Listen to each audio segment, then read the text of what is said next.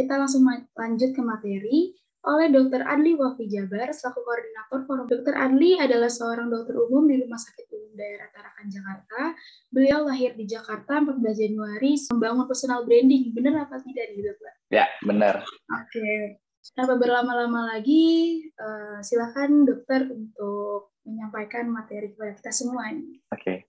Coba saya share screen dulu ya. Ya, bismillahirrahmanirrahim. Assalamualaikum warahmatullahi wabarakatuh. Selamat siang semuanya yang sekarang lagi online ya, online Zoom online. Ya, mungkin kali ini saya akan berbagi masalah personal branding. Sebenarnya ini saya bukan berarti saya expert di bidang ini ya, dari personal branding. Namun di sini saya akan sharing, mungkin teman-teman semua nanti boleh kita diskusi aja ya, diskusi jadi tidak satu arah, tidak saya menjelaskan satu arah tentang masalah personal branding, tapi nanti saya butuh teman-teman, keaktifan teman-teman untuk maksudnya memulai untuk materi ini. Oke, selanjutnya, nah mungkin tadi sudah sempat dijelaskan ya siapa itu saya. Nama saya Adli Wafi Jabar, saya seorang dokter di salah satu rumah sakit di wilayah Jakarta Pusat, yaitu RSUD Tarakan, Jakarta. Kemudian, alhamdulillah saat ini saya terpilih menjadi koordinator nasional Forum Relawan Palang Merah Indonesia. Kemudian, 10 tahun yang lalu sebenarnya saya sudah pernah menjadi koordinator nasional untuk For Peace. Ya, 2010 saya pernah menjadi koordinator nasional Forum Remaja Palang Merah Indonesia. Selanjutnya saya berkiprah sebagai ketua BEM juga dulu di Fakultas Kedokteran Universitas Muhammadiyah Jakarta. Kemudian ikut juga di organisasi lingkupnya kedokteran juga, Ikatan Senat Mahasiswa Kedokteran Indonesia. Saya sebagai staf untuk kajian dan strategis. Oke, selanjutnya untuk saat ini kesibukan saya menjadi relawan PMI, kemudian berbagi pengalaman, ya salah satunya ini tentang personal branding. Sebenarnya ini adalah saya bukan expert di bidang ini, cuman saya akan mencoba untuk sharing apa yang telah saya lakukan selama ini untuk personal branding. Untuk selanjutnya, nah teman-teman semua di sini ada yang tahu siapakah yang di foto ini? Mungkin ada yang raise hand atau ada yang mungkin bisa bicara siapakah dia, kemudian apakah yang pertama kali teman-teman lihat ketika melihat foto ini, itu apa di dalam benak teman-teman. Kemudian apa yang dia lakukan selama ini. Sudah ada yang raise hand. Oke, mungkin coba ya. Untuk dari KSR Politeknik ya, STMI, ya boleh coba dijelasin siapa sih sebenarnya? Beliau ini adalah Jen Henry Dunan. Beliau penggagas dari kegiatan kerelawanan Palang Merah. Itu dia orang kebangsaan Swiss dan awal pertama mulanya itu apa yang dia lakukan adalah dia melakukan suatu gebrakan tentang adanya rasa kemanusiaan gitu yang timbul akibat perang di Itali kalau nggak salah yang Solferino itu. Ya, benar sekali. Jadi teman-teman semua nih dengan melihat foto tersebut, teman-teman langsung tahu, oh ini pendiri Palang Merah. Oh dia yang bekerja, dia yang memulai kemanusiaan nih. Dia yang menolong sesama nih. Jadi itulah personal branding teman-teman sebenarnya. Jadi ketika teman-teman semua melihat seseorang, suatu tokoh, nah teman-teman langsung udah benak teman-teman, oh dia orang baik, oh dia pendiri dari Palang Merah, seperti itu. Nah itu contoh dari hasil dari personal branding sebenarnya. Oke. Selanjutnya, nah ini sebenarnya kalau kita ngomongin masalah teori, sebenarnya definisi dari personal branding itu adalah proses membentuk atau menarik dan memelihara persepsi masyarakat. Tujuannya adalah membangun citra positif. Nah, di sini citra positif sehingga dapat berkelanjutan dan dapat menimbulkan kepercayaan kepada masyarakat atau lingkungan sekitar. Nah, aspek-aspek dari personal branding adalah pertama untuk keahlian. Keahlian maksudnya teman-teman kalau follow nih misalnya, follow influencer atau follow artis atau yang teman-teman idolakan, pasti melihat dari keahliannya. Mungkin misalnya contoh Agnes Monica, keahliannya apa? Seorang penyanyi yang dengan suaranya yang bagus. Nah, itu adalah contoh dari personal branding atau citra positif yang dihasilkan. Nah, kemudian prestasi. Nah, prestasinya nih, misalkan banyak ya prestasi, misalnya artis-artis yang sudah go internasional gitu. Nah, prestasi-prestasi. Pokoknya teman-teman mau follow suatu tokoh pasti ada dasarnya kan. Nah, seperti itulah hasil dari personal branding. Kemudian kepribadiannya, dilihat dari kepribadiannya. Salah satunya ini adalah aspek-aspek positif. Ya, mungkin ada beberapa personal branding yang akhirnya memang ada aspek-aspek negatif yang ditimbulkan sehingga dia lebih dia akan muncul ke permukaan, dia akan dikenal oleh banyak orang. Tapi efeknya pun tidak bagus untuk dirinya sendiri. Nah, mungkin nanti kita akan bahas lagi lebih lanjut soal masalah itu. Nah, foto yang di sebelah ini sebenarnya bukannya berarti saya narsis ya, tapi ini adalah foto saya ketika saya menjadi representatif dari Palang Merah Remaja di Jenewa, Switzerland. Ini adalah salah satu yang menurut saya prestasi bagi saya yang bisa dibanggakan dalam hidup saya seperti itu. Jadi mungkin kolerasinya seperti itu. Nah, kita ketika ngomong dari personal branding itu ingat 3W. Who are you? What have you done? Dan what will you do? Jadi sebelum teman-teman semua mengenal personal branding, teman-teman harus tahu dulu siapa diri teman-teman. Teman-teman tahu kelemahan teman-teman, teman-teman tahu kelebihan dari teman-teman. Jadi kalau saya dulu adalah selalu berbicara di depan cermin. Ketika bangun tidur, saya berbicara di depan cermin sambil mengaca ya, kemudian sambil berbicara dan mengatakan hal-hal yang positif sehingga bisa kembali ke diri saya sendiri. Kemudian saya catat apa yang menjadi kelebihan saya dan apa yang menjadi kekurangan saya dan apa strategi saya ke depannya. Nah, kemudian untuk yang kedua adalah what have you done? Jadi apa aja yang sudah teman-teman lakukan selama ini? Jadi misalkan yang tadi kita katakan masalah prestasi. Prestasi adalah satu hal yang bisa kita dapatkan di masa lampau yang mungkin berefek untuk masa ini. Nah, terkadang memang banyak instansi-instansi pemerintahan. Ketika nanti mungkin di sini banyak yang teman-teman ini ya, teman-teman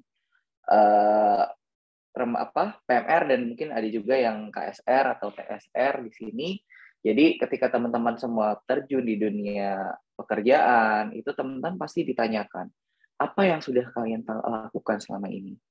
Termasuk tidak hanya prestasi, termasuk organisasi. Nah, menjadi penting bagi kita sebenarnya organisasi dalam membentuk suatu karakter dari personal branding. Seperti itu. Jadi kita harus tahu dulu siapa diri kita apa yang kita lakukan di masa lampau, apa prestasi yang kita lakukan, apa organisasi yang kita dapatkan, apa karakter yang akan terbentuk dari itu semua. Nah, itu teman-teman ya sendiri yang tahu. Kita sebagai teman sebagai teman ataupun saudara bahkan keluarga pun tidak mengenal 100% tahu tentang diri teman-teman sendiri. Jadi teman-teman sendirilah yang tahu tentang diri teman-teman. Kemudian what will you do? Apa sih visi masa depannya? Sebenarnya apa sih tujuan teman-teman untuk bisa membangun citra diri gitu. Ada yang mungkin bilang saya ingin membangun citra diri agar saya dapat menginfluence orang banyak sehingga apa yang saya katakan bisa teman-teman lakukan. Nah, ini nggak heran nih. Banyak juga ya, untuk apalagi pada zaman saat ini, udah ada yang namanya Instagram, udah ada yang namanya Twitter, kemudian ada yang namanya TikTok. Nah, banyak nih teman-teman yang ada di challenge segala macam, tuh semuanya diikutin. Nah, atau teman-teman mau follow seseorang, influencer, kemudian memakai suatu produk. Nah, kemudian, wah ini bagus, dan kemudian mereka mereview, ternyata teman-teman akhirnya tertarik. Nah, itu adalah sebenarnya tujuan dari personal branding dan membangun citra diri. Seperti itu. Nah, nanti kita kaitkan dengan masalah organisasi. Nah, kita tahu bahwa PMI sebenarnya brandingnya sudah bagus, teman-teman. Jadi ketika teman-teman semua membawa logo PMI ke keluarga atau ke masyarakat, itu semuanya sudah tahu. Itu adalah logo Palang Merah Indonesia. Ketika teman-teman masyarakat tahu, pasti langsung berpikir, oh donor darah. Oh, masalah berarti humanity, masalah kemanusiaan. Oh, selalu menolong pada saat bencana. Nah, itu adalah juga masalah branding. Nah, kalau untuk personal branding yang saya tegaskan saat ini adalah bagaimana cara kita sebagai relawan, kita bisa membranding diri kita sebagai relawan ini agar teman-teman di sekitar kita atau lingkungan di sekitar kita bisa terpengaruh, bisa terinfluence. Ini sangat penting. Jadi gini, kita ini memang sebagai educator, kita sebagai yang melakukan preventif untuk bagi masyarakat luas. Nah, sangat penting untuk kita bisa membangun citra diri yang positif. Ketika teman-teman semua misalnya ada anak PMR nih ingin mengedukasi teman-temannya di sekolah. Tapi kalau misalnya citra dirinya jelek, bagaimana teman-temannya bisa mengikuti? Seperti itu. Ya, ini adalah dari efek dari personal branding. Kita harus tahu dulu diri kita, kemudian apa yang telah kita lakukan di masa yang lalu, kemudian apa visi kita di masa depan. Gitu. Jadi untuk saat ini mungkin ya kalau untuk yang Forvis ataupun Forel ini sangat penting untuk saat ini karena memang sekarang tuh adalah masa digitalisasi ya. Semua sudah memakai yang namanya handphone. Mereka semua sudah punya akun-akun sosial media. Nah, kita bisa manfaatkan dengan sosial media ini dengan positif. Dan bagaimana caranya kita menginfluence orang-orang banyak untuk bisa berbuat suatu hal yang positif sehingga apa yang jadi tujuan kita itu tercapai. Gitu. Kita sebagai relawan PMI mempunyai tujuan yang sangat mulia ya. Kemudian kita punya beberapa proyek-proyek terdepan yang mungkin yang harus kita lakukan agar apa? Mengubah pandangan masyarakat, mengubah perilaku masyarakat. Memang mengubah perilaku itu adalah proses yang sangat panjang. Tapi ini adalah cara kita untuk cara awal kita untuk kita lakukan sehingga masyarakat semua percaya kepada kita sehingga bisa mengikuti kita. Jadi seperti itu. Jadi konsepnya dari personal branding ini kita taruh di organisasi atau kita taruh di bagian relawan. Bagaimana tugas kita sebagai relawan? Nah, seperti itu, teman-teman. Oke, selanjutnya, nah, kenapa ini jadi penting sih? Gitu. Kenapa personal branding itu penting banget untuk saat-saat ini, apalagi masa-masa digital gini. Nah, pertama adalah meningkatkan kredibilitas dan rasa percaya diri. Nah, ketika kita sudah mulai yang namanya personal branding, kita sudah tahu nih, kita tahu diri kita, kelemahan kita, kelebihan kita, dan apa yang mau kita tawarkan. Istilahnya gini, apa yang mau kita jual kepada masyarakat. Nah, kita sudah tahu itu semua, mulailah kita harus percaya diri. Mulai percaya diri, kemudian mulailah untuk bisa terbuka pemikirannya. Ketika apalagi masa-masa digital seperti ini, banyak sosial media, banyak teman-teman semua yang mungkin sekarang ya untuk komen Kemudian itu kan bebas ya, teman-teman bisa semua orang bisa komen apa yang mereka rasakan, apa yang ada di benak mereka tanpa mereka memikir panjang untuk ke depannya. Nah, dari personal branding ini kita harus siap apa yang kita dapatkan nanti, feedback dari masyarakat kita harus siap. Nah, yang selebihnya harus selaras. Maksudnya apa? Yang kita tampilkan nanti di sosial media atau di digital dengan kehidupan nyata itu harus selaras. Jangan sampai, misalkan sebagai contoh, kita di sosial media bagus, terlihat citra kita baik. Ketika nanti kita bertemu dengan real person gitu, dengan kita secara langsung, ternyata orang-orang menilainya itu berbeda. Nah, itu harus hati-hati teman-teman. Nah, ketika itu sudah terjadi, jadi apa, citra kita akan turun dan akan menjadi jelek. Nah, seperti itu. Kemudian selanjutnya adalah jujur. Nah, jujur maksudnya adalah kita apa adanya. Jangan kita buat suatu konten itu dibuat-buat, atau jangan kita membuat suatu isu yang benar-benar misalnya kita taruh isunya tentang climate change. Nah, kita tahu nih apa yang sekarang terjadi. Kita harus jujur. Gitu. Jangan sampai hiperbola sehingga demi untuk menarik simpati orang, tapi aslinya nggak seperti itu. Nah, ini termasuk pembohongan publik. Nah, ini hati-hati teman-teman. Ya. Kemudian yang kedua adalah membantu memperluas koneksi. Nah, ini yang saya dapetin. Jujurnya mungkin saya boleh berkaca dengan personal branding yang saya buat. Saya mulai personal branding itu 2020. Januari 2020. Kemudian mungkin follower saya, ini untuk personal saja ya, untuk personal follower saya mungkin awalnya sedikit, tapi lama-kelamaan bertambah. Sehingga saya juga mendapat koneksi nih teman-teman, mendapat banyak kenalan, banyak mungkin sama tujuan yang sama gitu loh. Jadi mempunyai perluas koneksi untuk tujuan yang sama. Sebagai contoh, di organisasi, misalkan kita ingin brand bahwa relawan itu peduli terhadap lingkungan, masalah tentang climate change. Kita buat campaign di sosial media, kemudian kita mengedukasi masyarakat secara virtual, kemudian kita berikan pengetahuan kepada masyarakat. Nah, ketika teman-teman semua nanti banyak yang tertarik nih, lingkungan sekitar tertarik, kemudian bagus ya kontennya, bagus ya mengedukasi, iya benar loh, ternyata saat ini bumi lagi keadaan tidak baik-baik saja gitu.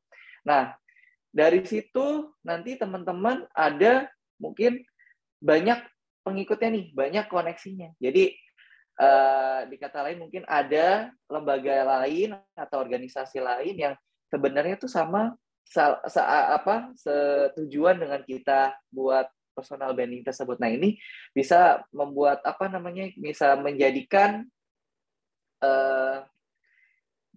bantuan bagi kita untuk bisa lebih luas lagi untuk kita mengkampanyekan suatu gitu.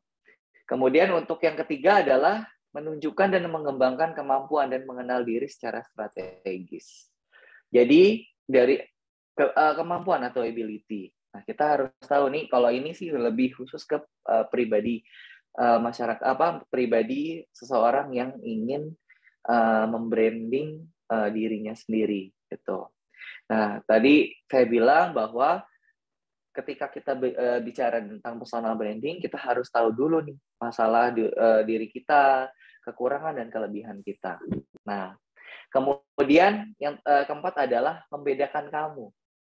Maksudnya gini, branding ini adalah cara kita untuk membedakan dengan yang lain. Mungkin contoh gambar yang di samping. Gambar yang di samping ini dia ada orang-orang yang warnanya biru dan warnanya hitam. Ya, benar-benar teman-teman ngelihat.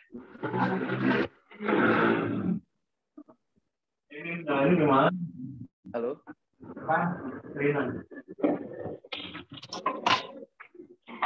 Mungkin lebih enak biar interaktif, saya mungkin mau coba mungkin bisa menjelaskan contoh kenapa saya menaruh gambar orang dengan warna yang berbeda. Mungkin ada yang mau raise hand. Oke, kalau misalnya memang nggak ada, mungkin saya boleh menjelaskan. Jadi tujuan saya membuat ini adalah, jadi teman-teman bisa dilihat berbeda dengan yang lain. Nah, ini adalah tujuan juga dari personal branding.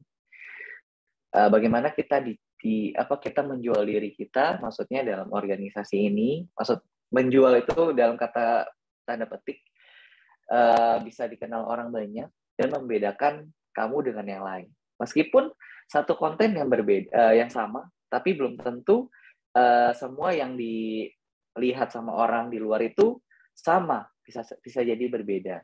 Nah, inilah yang kenapa pentingnya dari personal branding. Yang selanjutnya adalah meningkatkan daya jual. Nah, ini sangat penting nih, meningkatkan daya jual dan dipercaya orang banyak. Tujuan kita yang paling penting dari personal branding adalah ini, menurut saya. Kenapa kita mau melakukan personal branding? Agar kita dapat dikenal orang banyak dan kemudian orang lain itu bisa mengikuti dan percaya kepada kita. Kita punya visi dan misinya nih teman-teman. Apalagi dalam suatu organisasi, untuk membranding suatu organisasi, untuk membranding suatu kegiatan tertentu, atau kita sebagai relawan, kita harus dulu nih memperkenalkan diri kita ke orang lain, ke masyarakat. Kemudian kita harus dipercaya dulu nih oleh masyarakat, sehingga nantinya masyarakat bisa mengikuti kita, gitu. Mengikuti kita dalam arti apa yang menjadi tujuan kita, gitu. Dalam kata lain adalah tujuan yang baik ya teman-teman, tujuan yang positif. Selanjutnya, nah bagaimana cara kita memulai? Cara kita memulai dari personal branding ini. Jadi ada kata build lifestyle around your brain, and the audience will follow you. Jadi kita bikin dulu nih semenarik mungkin. Kalau bisa sih, kalau saya membuat draft dulu. Jadi ketika saya ingin memposting sesuatu atau saya ingin memperkenalkan sesuatu, saya harus membuat draft dulu. Jadi tidak serta-merta langsung memposting gitu. Kita harus perhatikan dulu. Pertama, kanal media sosial mana yang akan kita gunakan. Sebagai contoh, mungkin saat ini banyak yang menggunakan Instagram dan TikTok. Instagram, TikTok, dan Twitter. Ini yang mungkin sekarang banyak nih, hype nih. Lagi hype tuh lebih banyak tuh TikTok. Nah, mungkin sekarang Instagram ada yang namanya Reels. Nah, ini bisa kita pakai nih. Konten kanal media sosial seperti ini. Kita harus tahu juga nih teman-teman, misalnya kita memposting sesuatu kegiatan atau kita mau branding diri kita sendiri di misalnya sebagai contoh di Instagram. Instagram itu dia punya grafik di mana orang atau audiens itu lebih banyak melihat sosial media. Sebagai contoh kalau di Instagram itu hari-hari tertentu akan menjadi lebih banyak orang-orang menghabiskan waktunya untuk sosial media untuk melihat Instagram. Itu adalah hari-hari biasanya weekend atau hari weekday, tapi dengan jam-jam tertentu, seperti jam makan siang, dan kemudian mungkin jam-jam malam. Kenapa jam-jam malam? Ketika mungkin teman-teman semua sedang beraktivitas, itu kan pagi ya, aktivitas pagi, pada siang harinya makan siang. Nah, makan siang biasanya banyakkan orang tuh sambil melihat konten-konten di Instagram. Nah, ini menjadi concern kita juga nih untuk bisa kita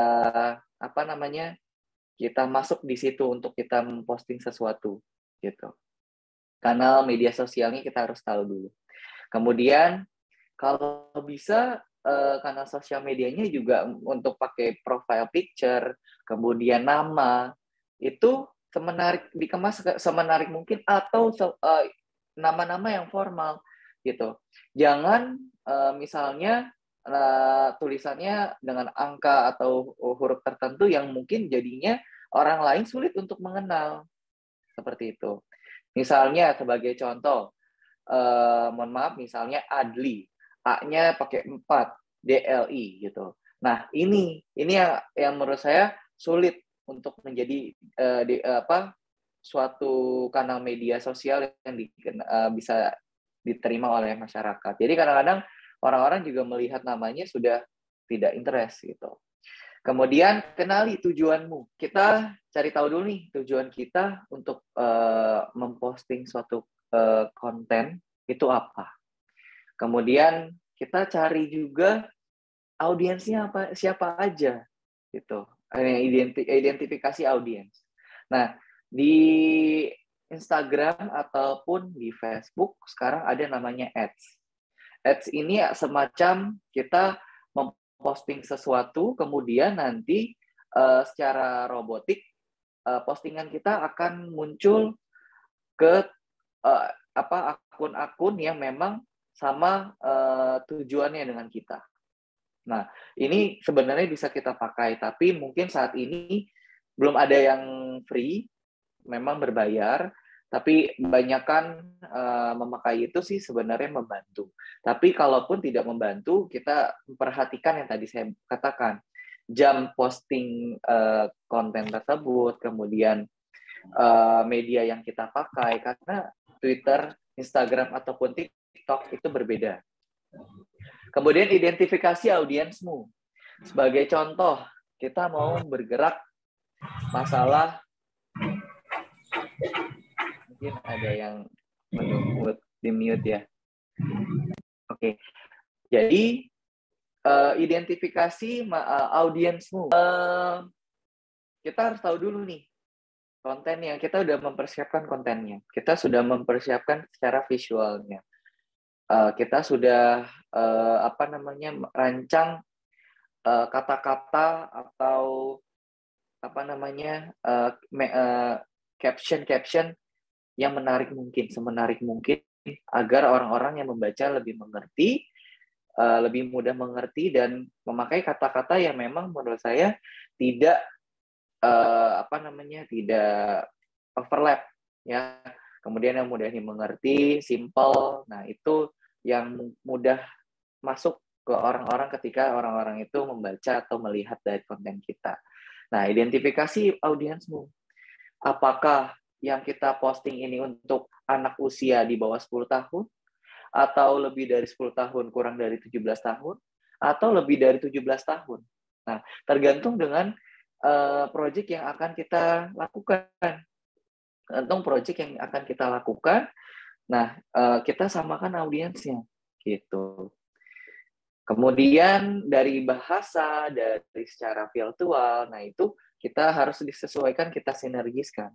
Nah, mungkin kalau misalnya gambar-gambar yang cerah,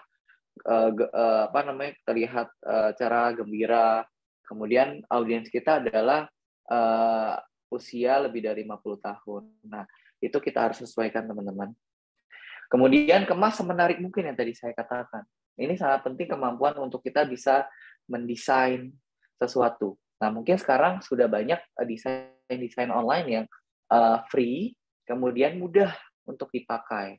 Mungkin kalau boleh saya sebutkan, mungkin seperti kayak Canva. Nah, itu Canva sangat mudah. Jadi, teman-teman semua yang mungkin sulit untuk mendesain dari aplikasi seperti Photoshop, kemudian Adobe Photoshop, kemudian CorelDRAW. Nah, ini teman-teman bisa gunakan nih. Ada banyak kok sekarang secara online yang bisa digunakan secara gratis.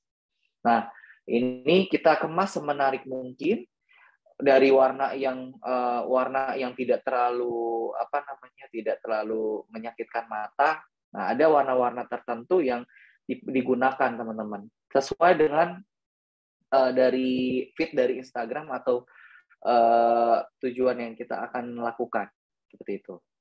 Kemudian selanjutnya adalah uji, optimalkan, dan ulangi. Ketika semuanya kita sudah satu paket, kemudian kita sudah posting dengan jam tertentu yang sudah kita tetapkan, kita lihat audiensnya, kita uji. Kita lihat dari followers atau like atau love-nya berapa, Nah, ini kan berarti kalau orang sudah love, berarti orang lain itu sudah melihat. Gitu. Sudah melihat, berarti itu sudah masuk ke target kita nih. Nah, kemudian sebagai contoh, kalau untuk di story Instagram itu ada viewers. Nah, ketika mungkin viewers kita lihat nih. Mungkin awal-awal kita memulai branding itu sedikit, teman-teman. Tapi lama-kelamaan nanti akan bertambah. Tergantung dengan memang kondisi dari postingan kita. Nah, kita optimalkan. Setelah kita uji. Maksudnya kita uji adalah kalau saya misalnya mau campaign masalah climate change, kita buat dulu nih pertanyaan terbuka untuk masyarakat, untuk audiens. Sebenarnya apa problem yang didasarkan sehingga kita akan membahas topik tersebut. Sebagai contoh, climate change, misalnya ini climate change ya, mungkin emang yang lagi hype dan mungkin butuh kesadaran masyarakat luas. Berasa nggak sih teman-teman semua, misalnya saat ini udara sudah tidak menentu, lebih cepat cuaca yang tadinya panas tiba-tiba hujan. Merasa nggak sih teman-teman saat ini lebih panas dibanding bulan sebelumnya atau tahun sebelumnya? Nah, itu adalah pertanyaan terbuka yang bikin orang-orang, bikin masyarakat luas bertanya-tanya nih, oh iya benar nih, oh iya ternyata benar. Kenapa ya? Kenapa ya? Nah, itu pertanyaan, membuat pertanyaan. Nah, selanjutnya baru kita lihat nih, viewers dari yang pertama kali kita posting itu ada berapa sih? Ternyata banyak, banyak nih yang berminat nih. Banyak yang memang pengen tahu. Nah, selanjutnya baru teman-teman posting apa yang menjadi tujuan teman-teman. Nah, itu adalah baru edukasinya baru kita lakukan di postingan berikutnya gitu. Jadi itu adalah triknya nih teman-teman untuk bisa menarik simpati orang-orang untuk baca dari atau untuk suka dari postingan yang akan kita posting. Nah, begitu pula kalau misalnya di organisasi. Contoh untuk di Forpis atau Forel, mungkin selanjutnya akan saya bergunakan seperti itu untuk yang di Forel nasional agar mungkin lebih menarik simpati orang-orang.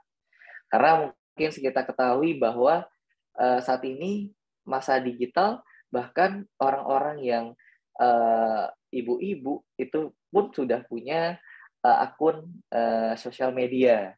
Nah, karena itu yang sekarang lagi banyak banget, lagi hype, jadi itu yang kita manfaatkan. Nah, selanjutnya, itu semua mungkin awal-awal kita lakukan posting, kita coba, mungkin followersnya atau mungkin yang merespon itu sedikit. Nah, tapi itu teman-teman jangan stop di situ. Meskipun sedikit, jangan mengecil hati, jangan kecewa. Kita harus ulangi lagi. Kita harus konsisten. Kita harus konsisten melakukan personal branding tersebut. Gitu. Nah, kita evaluasi nih. Apa nih yang menjadi kekurangan nih? Kenapa ya kok viewersnya sedikit gitu? Apa postingannya kurang menarik? Atau kata-katanya kurang dimengerti? Atau kurang simple? Nah, itu kita harus buat. Kita cari penyebabnya apa. Gitu. Kemudian selanjutnya kita manfaatkan juga untuk orang lain bisa men-share. Jadi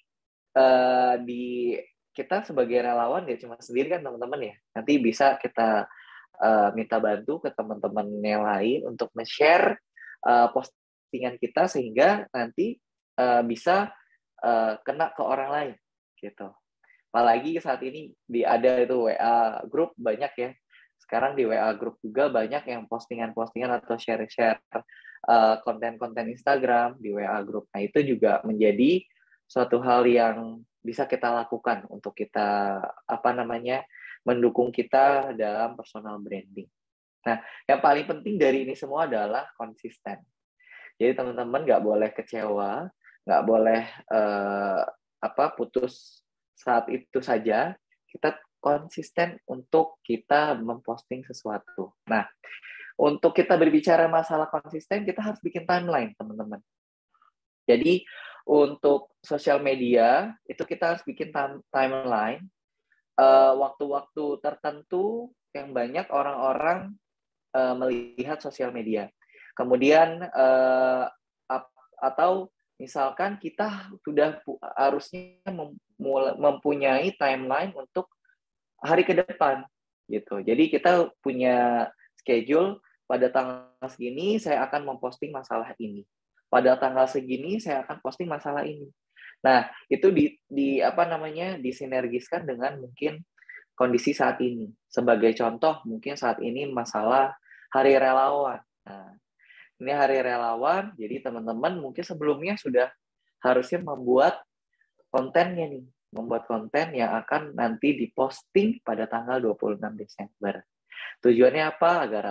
Agar masyarakat tahu bahwa tanggal 26 Desember ini adalah Hari Relawan PMI, hari di mana kita bekerja sama, kemudian menggapai satu tujuan bersama.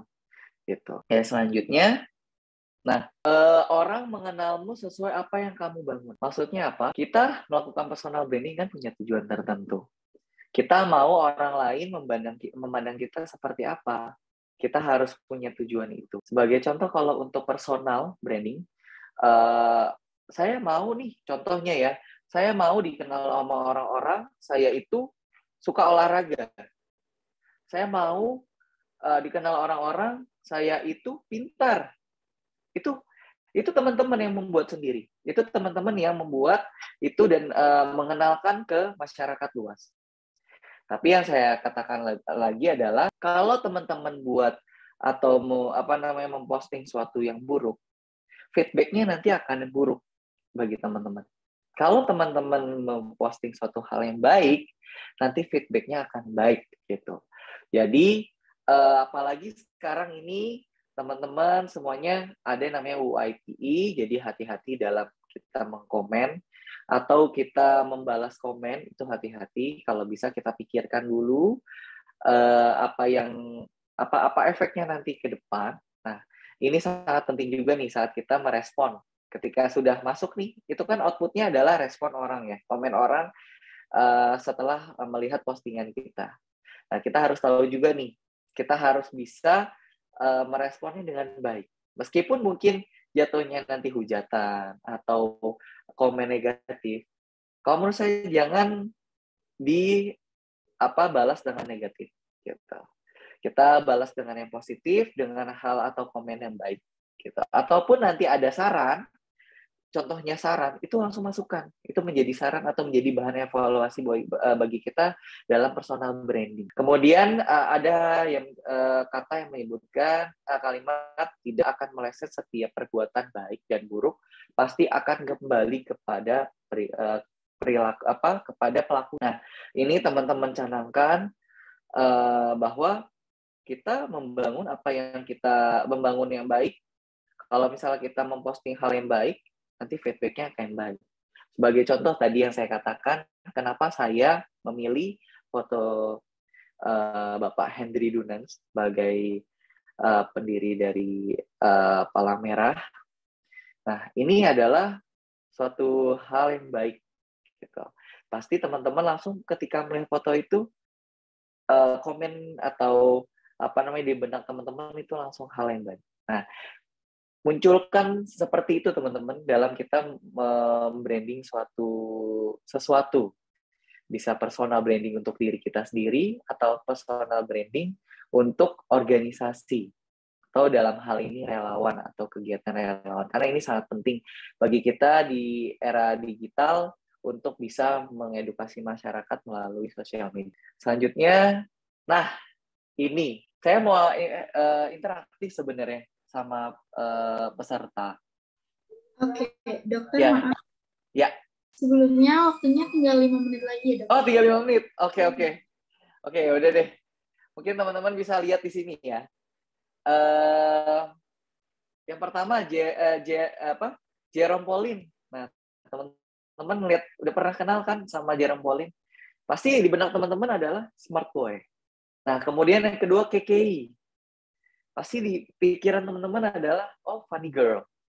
Dan begitu pun Agnes Monica, ada seorang penyanyi yang go internasional. Nah, itu gimana caranya kita membuat itu teman-teman? Tujuan dari personal branding ini.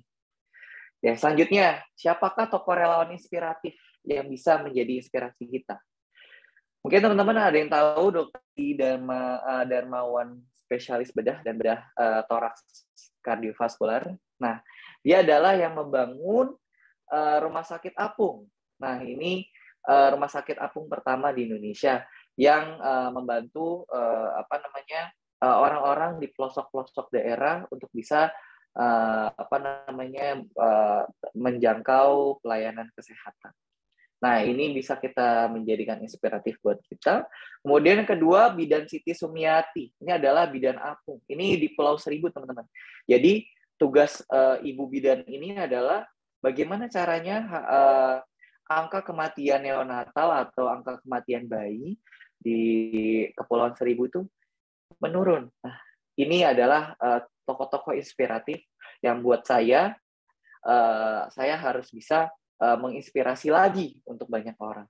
Kemudian yang ketiga adalah Andre Graf. Ini sebenarnya adalah budaya Prancis yang mengabdikan dirinya untuk Indonesia. Dia menciptakan sumur air untuk mengakomodasi untuk orang 1.250 keluarga loh, teman. Ini dia membuat sumur ini di daerah NTT. Nah, ini adalah tokoh-tokoh inspiratif yang menjadi kita untuk mungkin bisa kita untuk melakukan personal branding dengan hal-hal yang positif. Jangan kita membuat personal branding dengan hal-hal yang negatif. Teman-teman pasti bakalan terkenal, teman-teman pasti bakalan ada yang mengikuti. Cuma ini nanti efek yang ke depannya yang akan lebih bahaya. Nah, itu yang kita khawatirkan. Kalau misalnya kita memulai dengan sesuatu yang negatif. Oke. We become what we think about. Kita akan menjadi apa yang kita pikirkan. Nah, mungkin itu aja yang mungkin bisa saya sharing ke teman-teman. Sekali lagi, terima kasih sudah mendengarkan. Mungkin nanti kalau ada pertanyaan boleh saya menjawab. Mungkin kita bisa sharing aja ya, kita diskusi. Oke, terima kasih Dr. Adli. Baik, izinkan aku membaca beberapa info tentang membangun personal branding, yaitu adalah proses membentuk persepsi bertujuan membangun citra positif yang menimbulkan kepercayaan. Pentingnya personal branding yaitu meningkatkan kredibilitas dan rasa percaya diri, menunjukkan dan mengembangkan kemampuan membentuk kamu dan membedakan kamu, meningkatkan daya jual atau dipercaya banyak orang, dan paling penting adalah konsistensi. Ada kutipan tadi yang keren banget, yaitu build a lifestyle around your brand and the audience will follow you. Oke, terima kasih Dr. Adli Wafi Jabar. Oke. Sesi selanjutnya ada sesi tanya jawab nih teman-teman. Bagi teman-teman yang ingin memberikan pertanyaan kepada Dr. Adli, boleh raise hand. Habis itu akan kita pilih nih. Wah, oke. Bisa ditulis juga di kolom chat ya teman-teman. Oke, aku izin membacakan pertanyaan nih dokter. Ya, silakan. Wow, dari Yose Rizal, yaitu apa esensi atau perbedaan personal branding zaman dulu dengan zaman sekarang? Oke, yang kedua, ya yang pertama dulu aja dokter. Oke, boleh langsung jawab atau gimana? Boleh. Boleh langsung jawab ya. Oke, membedakan zaman dulu sama zaman sekarang. Mungkin kita bicara masalah zaman sekarang nih ya, yang memang sekarang sosial media sudah hype-hype-nya nih. Orang yang tadinya pendiam aja sudah punya TikTok. Nah, seperti itu. Jadi, ini adalah sebenarnya challenge kita nih. Challenge kita pada saat ini bagaimana caranya kita bisa membangun personal branding yang baik di masyarakat. Nah, yang membedakan mungkin pada zaman dahulu belum ada yang namanya Instagram, belum ada yang namanya Facebook. Mungkin personal branding-nya jauh lebih orang-orang atau tokoh-tokoh yang menginspiratif itu mungkin hanya tahu dari mulut ke mulut, tapi tidak dari digital, tidak dari kita melihatnya langsung secara postingan, kemudian dari konten yang disajikan, seperti itu. Itu yang membedakan. Dan mungkin saat ini memang ini yang suatu hal yang positif kalau kita bisa ambil ya, sosial media ini itu banyak banget yang positif yang bisa kita ambil, kita bisa mengembangkan organisasi kita melalui sosial media, kita bisa mengedukasi masyarakat melalui sosial media gitu. Apalagi zaman pandemi saat ini, di mana orang-orang ketika kita mau bertemu sekarang agak sulit ya untuk bertemu gitu kan. Sekarang secara virtual, semuanya secara virtual. Nah, ini sebenarnya adalah tantangan kita nih untuk bagaimana kita bisa melakukan personal branding yang baik. Dalam hal ini kita dapat menjual nih atau kita dapat melakukan tujuan kita untuk mempengaruhi orang lain agar menjadi agent of seperti itu ya. Mungkin terjawab. Apakah sudah terjawab Yose Rizal? Sudah, Kak dan Dokter, terima kasih. Oke. Ya, sama-sama. Oke, ada pertanyaan lagi mungkin Dok sebelum ke next pertanyaan. Ini ada pertanyaan juga nih dari Kak Yose. Oh, Kak Yose ternyata mau tanya lagi, Dokter, boleh? Oh, boleh. Di masa post-truth saat ini, image tentang pencitraan sedikit banyak sudah biasa. Saya pernah beberapa kali menemukan profil personal branding seseorang di media sosial bagus, namun komentar yang biasa di luar profil message-nya jelek. Bagaimana kita merelate hal ini, Dokter? Oke. Nah, ini tadi udah sempat saya singgung ya masalah ini. Jadi ketika kita sudah memulai personal branding yang tadi gini, kita membuat sesuatu apa yang kita pikirkan, gitu. Kita membuat sesuatu yang baik, kemudian kalau bisa selaras dan jujur. Nah, itu yang paling penting, selaras dan jujur. Nah, itu efek dari kalau tidak selaras dengan dunia nyata, dengan realita, dengan di sosial media. Nah, ini hati-hati. Ketika teman-teman semua nanti orang lain tahu kita ternyata realitanya seperti apa, kemudian dibalas di sosial media, ini menjadi bumerang buat kita. Nah, itu hati-hati. Makanya tujuan dari personal branding harus selaras dan harus jujur apa adanya. Itu. Kemudian sebenarnya pertama itu. Kedua, misalnya kita sudah selaras dan